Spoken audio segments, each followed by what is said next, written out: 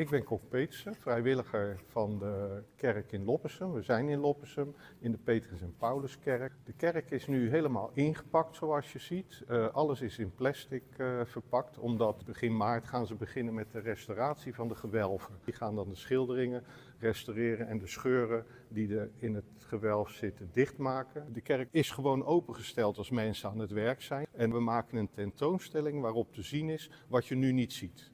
Dus mooie foto's van het orgel, mooie foto's van de gewelven. En een paar keer per maand gaan we de steiger ook openstellen. En er zijn mensen ook welkom om op te stijgen naar de gewelfschilderingen te kijken.